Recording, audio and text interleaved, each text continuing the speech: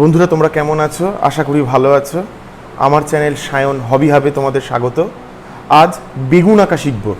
কিভাবে বেগুন আঁকতে হয় আমরা আজকে সেটা দেখব।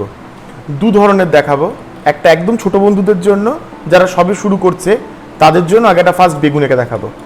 আচ্ছা, প্রথমে একদম সহজ যেটা উপায় সেটা যেটা ভি আঁকা। আমি একটু বড় করে করি, কাজটা করতে সুবিধা হবে। একটা ভি, জাস্ট একটা ভি ওপরে। তোমরা এটা দেখে দেখে যদি তোমরা দেখতে থাকো তোমরাও দেখবে এটা পারছো নিজেরা করতে। একটা ভি, ভির সঙ্গে দুটো দাগ সমান্তরালভাবে নামছে, দুটো দাগ অ্যাপ্রক্স সমানভাবে নামবে হলো। তারপরে আমরা দুদিকে দুটো দাগ এক্সপ্যান্ড করছি, একটা দাগ এইদিকে একটা দাগ এদিকে। এটা বেগুনের ওপরে যে ডানটিটা হয় সেটা আমরা করছি।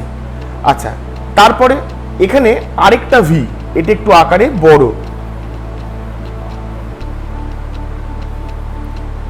হলো। এইবার আমাদের কাজ হচ্ছে এই ডান্ডির সঙ্গে এই ডান্ডি মিলিয়ে দেওয়া। কি করলাম?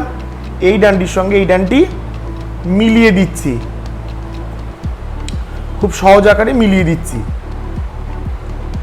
আচ্ছা, আমাদের মেলানো কমপ্লিট, আমরা মোটামুটি মিলিয়ে দিয়েছি। তাহলে নেক্সট আমরা এইখান থেকে একটা হালকা করে একটা দাগ টেনে নেব, খুব হালকা করে, যাতে আমাদের পরে পুছে দিতে পারি, যাতে আমাদের পুছতে কোনো অসুবিধা না হয়। আমরা এই দাগটা টেনে নিলাম। এইবারের কাজ হচ্ছে কি, এইবার থেকে এদিক থেকে একটা দাগ ঘুরে গিয়ে এদিকে গিয়ে লাগবে। আচ্ছা, এদিক থেকে একটা দাগ ঘুরে এদিক থেকে লাগবে। আমাদের বেগুন রেডি। অতএব আমাদের এটা সহজ উপায়ে বেগুন, 2 মিনিটে শেখা যায় এই বেগুন কিভাবে করব। আমি জাস্ট ডাটিটা আরেকবার করে দেখাচ্ছি। এপাশে একটা ভি, খুব সহজ, ভালো করে একবার দেখলেই বোঝা যাবে। একটা ভি, তারপরে ভির সঙ্গে প্যারালালি দুটো দাগ যাচ্ছে হলো। নেক্সট একটা দাগ এদিকে একটা দাগ এদিকে, মাঝখানে একটা ভি এঁকে নিলাম। এই ভি এর দাগ সঙ্গে এই ভি এর সঙ্গে মিলিয়ে দিলাম, এই দাগটা এই ভি এর সঙ্গে এই দাগের সঙ্গে মিলিয়ে দিলাম। এইটা হচ্ছে বেসিক থিওরি। এইভাবে আমরা বেগুন করতে পারি। আচ্ছা, এটা গেল ছোটদের। আচ্ছা, এইবার একটু যারা বেগুন আঁকতে পারছে এবার তাদের জন্য একটু দেখাবো সেই শেপটা আমরা যথারীতি এরম ভাবে নিতে পারি।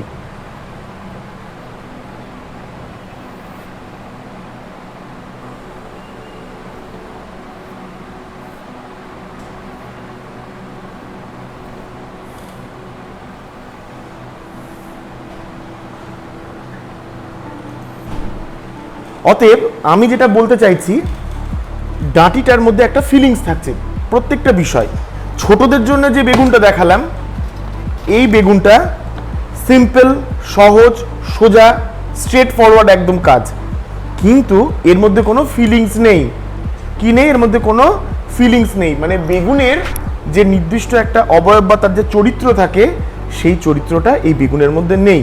অতএব সেই চরিত্রটা যদি আমরা আনতে যাই তাহলে একটু যারা বড়, যারা একটু বিগিনার্স লেভেলে আছে বা যারা একটু একদম স্টার্টিংয়ের থেকে একটু আগে এগিয়ে গেছে তারা এটা করতে পারে।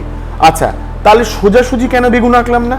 আচ্ছা, যদি সোজাসুজি বেগুনটা আঁকি তাহলে একটা যে কাজটা করে যে মজা, সেই মজাটা থাকে না। আর্টিস্টিক যে ভিউ, সেই ভিউ পয়েন্ট থেকে দেখতে হলে এই রকম স্টাইলে বেগুনটা করলে তার অস্তিত্ব বা তার স্টাইলাইজেশনটা বেশি দেখতে ভালো লাগে। আচ্ছা, ডাঁটি কখনো তো স্ট্রেট হয় না।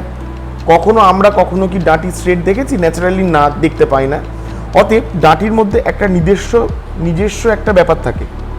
যত নিচের দিকে আসছি তত এটা মোটা হচ্ছে, যত নিচে নামছি তত সরু থেকে মোটা হয়ে বেগুনটা কেমন হয় সবসময় স্টাডি করাটা উচিত। আমরা যখন বেগুন আঁকি বা বেগুন আঁকবো, সবসময় ছোট বন্ধুদের বলছি, সবসময় চেষ্টা করবে, বাড়ি থেকে নিশ্চয়ই বাবা মা কেউ না কেউ বাজার যায়, বেগুন নিয়ে আসে, চেষ্টা করবে যেন একটা বেগুন হাতে তুলে ধরে কিছুটা রেখে বা হাতে ধরে দেখতে কী রকমভাবে দেখতে আছে বা কেমন তার শেপ, এইটা দেখাটা খুব জরুরি। শেপ, তার প্যাটার্ন, এইগুলো যদি দেখা যায় তাহলে আমার মনে হয় কাজ করতে আরও সুবিধা হয়। তা যাই হোক, তা বেগুনের এই ডান্ডিগুলো দেখবে কিছুটা বাইরের দিকে বেরিয়ে থাকে, এটা এদিকে থাকে, অতএব এই প্যাটার্নটা কিছুটা সরু হয়ে এসে মাঝখানটা মোটা হয়ে আবার সরু হয়। সর্বোপরি নিচে গোল না হয়ে একটু কার্ভ থাকে, এইটা সবসময় খেয়াল রাখবে, দেখবে নিচে বেগুনে একটা কার্ভ থাকে। আরেকবার ডান্ডিটা দেখাবো। ডান্ডিটা করলাম কি, একটা ছোট ভি নিলাম, এইটা ঘুরিয়ে গিয়ে এই টানলাম, এই দাগটা এই ঘুরিয়ে গিয়ে এই টানলাম, অতএব এইখানে গিয়ে এই ভিগুলো তৈরি হচ্ছে। আমি একটা ফ্লোতে টানছি, এরম ভি নয়, একটা ফ্লোতে টানছি, প্রত্যেকটা দাগ একটা নিজস্ব ফ্লোতে আছে। এই ফ্লোটা মেনটেন করতে পারলে আমার মনে হয় ভালো হয়। যারা ভি প্র্যাকটিস করে বাড়িতে তারা এই ফ্লোটা টানতে পারবে। জাস্ট একটা ফ্লো ঘুরে গিয়ে আবার একটা ফ্লো, আবার একটা ফ্লো ঘুরে গিয়ে আবার একটা ফ্লো, এই ফ্লোতে গেলে আমার মনে হয় এই শেপটা চলে আসবে। কিছুদিন প্র্যাকটিস করলে অটোমেটিক পারা যাবে বলে আমি আশা রাখি। আচ্ছা, এইবার কালারে আসি। আচ্ছা, বিগিনার্সদের যেটা আছে সেটা সিঙ্গেল কালার, এটা ভায়োলেট, এটা গ্রিন করলেই মিটে যায়। কিন্তু যারা একটু অ্যাডভান্স লেভেলে করছে তাদের জন্য দেখাই, তাদের কালারটা আমি করে দেখাই। কি করলে সুবিধা হয়, কালারটা একটু করে দেখালে হয়তো বুঝতে সুবিধা হবে। আচ্ছা, আমি ওয়াটার কালারই করছি, যেহেতু আমার কাছে ওয়াটার কালার অ্যাভেলেবেল, আমি মোম রং নেই আমার কাছে।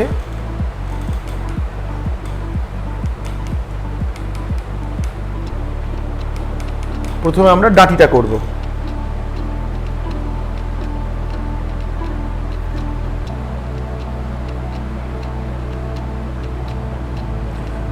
আশা করছি বন্ধু তোমরা সবাই বুঝতে পারছো। তোমরা দেখো, ডাটিটা কমপ্লিট করার পর আমি এর থেকে একটু ডিপ রং তৈরি করব, যেটা দিয়ে আমরা ডাটিটা একটা টোন দেব, যাকে বলে শেড লাইট।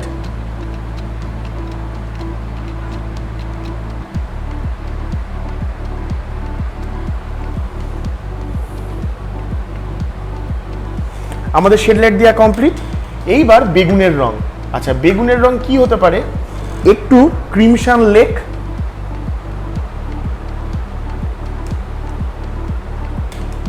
একটুখানি প্রুশিয়ান ব্লু, না বেগুন সবুজ রঙের হয়, কিন্তু এইটা দেখাচ্ছি সুবিধা, বাচ্চাদের এটা করতে সুবিধা হয় তাই এটা দেখাচ্ছি কিছুটা ভায়োলেট বা মফ কালার নিলাম। এই রংটা একদিকে আর কিছুটা ক্রিমশন লেক একদিকে। আমি এবার টানছি,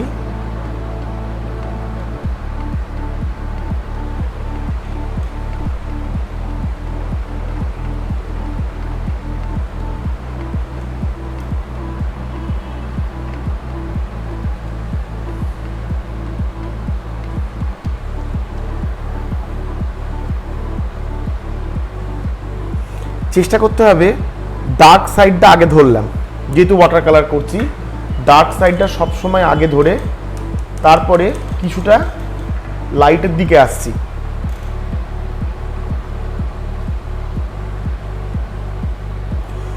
যত লাইটের দিকে আসছি আস্তে আস্তে টোন আপটা রেডিশের দিকে যাচ্ছে, তার মানে কি বলতে চাইছি, এদিকে ভায়োলেট হলো,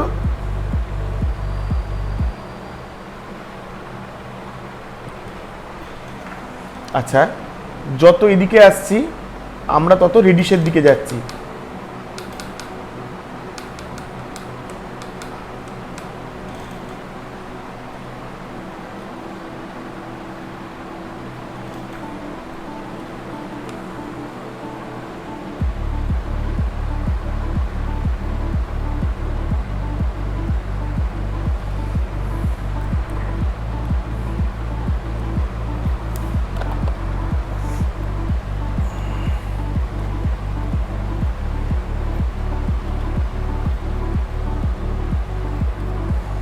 আচ্ছা, এদিকে আরেকটু ডার্ক টোন দেব, আমি আরেকটু প্রুশিয়ান ব্লু, আরেকটু ক্রিমশন লেক, নিলাম।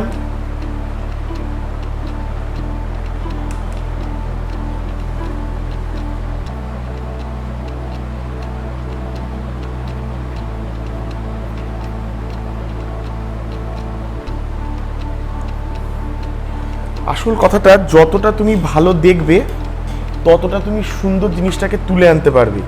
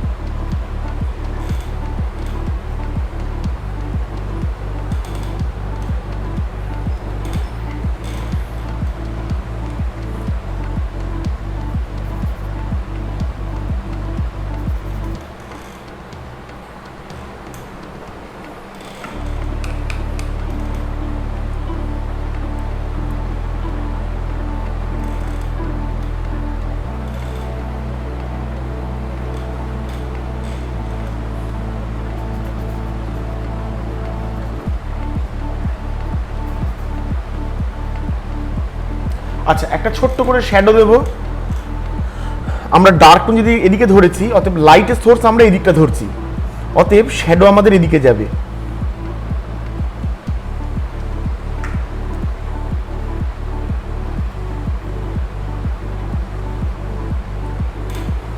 আমাদের শ্যাডোটা এদিকে গেল।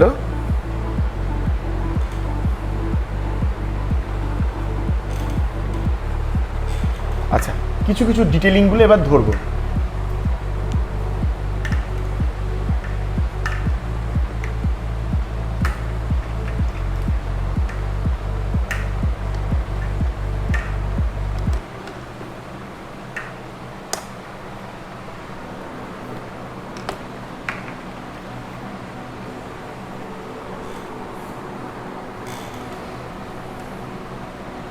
আচ্ছা, আমাদের একটু রোজ মার্ডার রেড নিলাম, একটু প্রুশিয়ান নিলাম, একটু স্কারলেট নিলাম, একটু ভার্মিলিয়ান নিলাম। জাস্ট এটা এটা এটা না হলেও চলবে, এটা জাস্ট শেড লাইটটাকে আরো ভালোভাবে তোলার জন্য এই কাজটা করছি। এটা না হলেও চলবে, এটার কোনো গুরুত্ব নেই, আমি দেখাচ্ছি, যাদের ইচ্ছা করতে পারো, না করলেও কোনো সমস্যা নেই।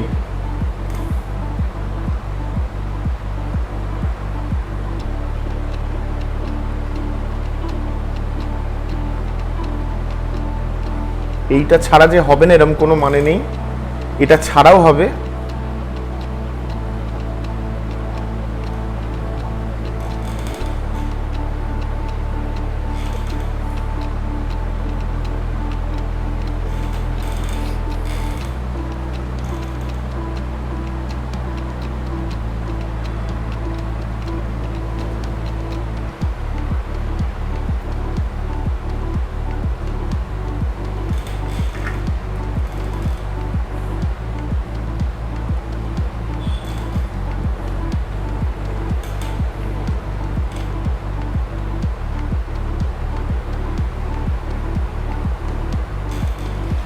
আচ্ছা, এটা না হয় বেগুনটার দিকটা গেল, এইবার বোটাটার দিকটায় যাব।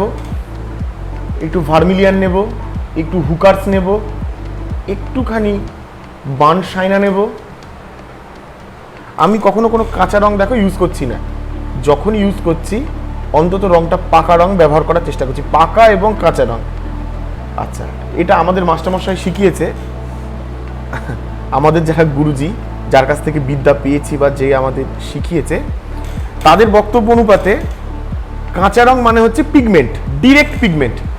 ডিরেক্ট পিগমেন্ট কি? যেই রংটা তুমি কিনে আনছো এটা একটা করে পিগমেন্ট বলে, মানে নির্দিষ্ট একটা রং। প্রকৃতিতে কোনো নির্দিষ্ট রং বলে কিছু থাকে না, কারণ প্রকৃতিতে সবসময় রং মিলিয়ে মিশিয়ে থাকে, যেই রং যেরকম সেই রং সেরকমভাবে মিলিয়ে মিশিয়ে থাকে। তাহলে রংটা দেব কিভাবে? তার জন্যে আমরা সবসময় চেষ্টা করি, যেই রঙই করি না কেন যেন সেটা মিলানো মিশানো থাকে। কারণ আমরা যখন রং দিই বা যে রং কিনে আনি সেটা সিঙ্গেল কালার বা পিগমেন্ট কালার হিসাবে থাকলেও প্রকৃতিতে যেহেতু থাকে না, অতএব প্রকৃতির ওপর নির্ভর করে আমরা প্রত্যেকটা রঙের সঙ্গে প্রত্যেকটা রং মিলিয়ে করি। যেরকম সবুজ গাছের দিকে তাকালে দেখবে গাছের রং তো সবুজ আমরা সবাই জানি, কিন্তু গাছের দিকে যারা তুমি ভালোভাবে দেখলে বুঝবে একটা নির্দিষ্ট পাতা কিন্তু সব পাতার রং সবুজ হয় না।